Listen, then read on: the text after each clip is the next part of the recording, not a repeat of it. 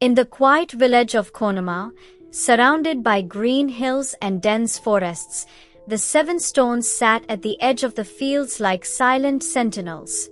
The villagers believed they were cursed, once human brothers, turned to stone by their sister, the protector of the land, as punishment for their betrayal. No one dared touch them. But Anu, a curious and brave young girl with a questioning mind, couldn't resist the mystery of the stones.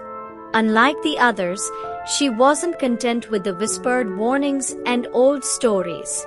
The stones called to her, as if begging to be understood.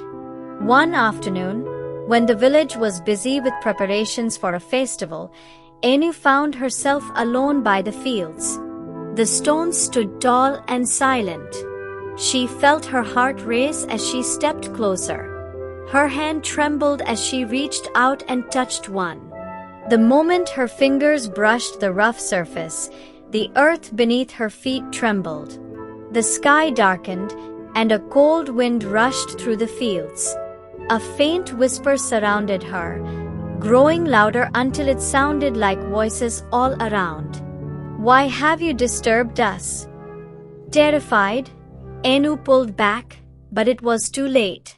The curse had that night, the village fell silent. The winds howled through the trees, and strange shadows flickered in the corners of every home. Crops began to wither, and animals refused to leave their shelters. The villagers gathered in fear, whispering among themselves. They knew the curse had returned. Anu, trembling, went to the village elder, an old man named Atto who always seemed to know the secrets of the past. When she told him what she had done, his face grew grave. "The curse," he said slowly, "was not meant for you, child. But now it binds itself to you. You have awakened the brothers, and they will not rest until the betrayal is set right." "But what can I do?" Anu asked, her voice shaking. Atto led her to the stones and pointed to an ancient carving hidden in the grass at their base. The 7 brothers betrayed their sister for wealth. They stole a sacred treasure she was sworn to protect. That treasure is the heart of this land, its life and soul. Without it, the land withers, and the curse grows stronger. Anu's heart sunk. Where is the treasure now? "No one knows," Atto said. "But the stones will guide you. Listen to them." Anu returned to the stones that night. The whispers began as soon as she arrived. This time, she closed her eyes and let the voices wash over her. In her mind, she saw a vision, a young woman standing at the edge of a dense forest, holding a glowing crystal. 7 men surrounded her, their faces twisted with greed. They snatched the crystal from her hands and ran, leaving her weeping on the forest floor. The vision shifted. The crystal was hidden deep inside a cave at the top of a misty hill, guarded by a serpent with eyes like fire. When the vision ended, Anu knew what she had to do. The journey was dangerous.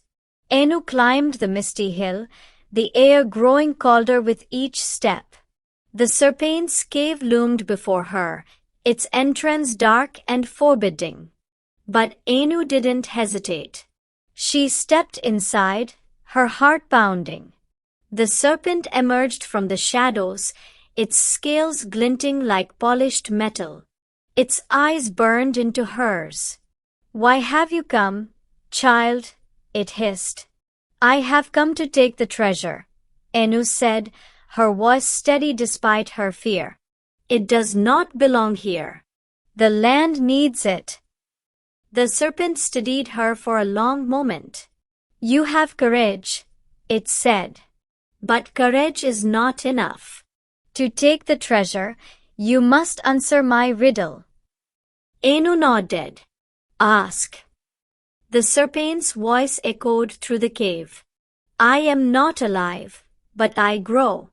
I have no lungs, but I need air. What am I?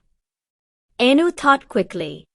Her mind raced, but then she remembered the vision, the glowing crystal, the flickering light. Fire, she said. The serpent's eyes narrowed, then softened. You are correct. Take the treasure and go. The serpent slithered aside, revealing the glowing crystal. Anu stepped forward and lifted it. It felt warm in her hands, like it was alive.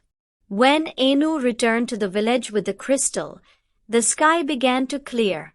The withering crops perked up, and the animals came out of hiding.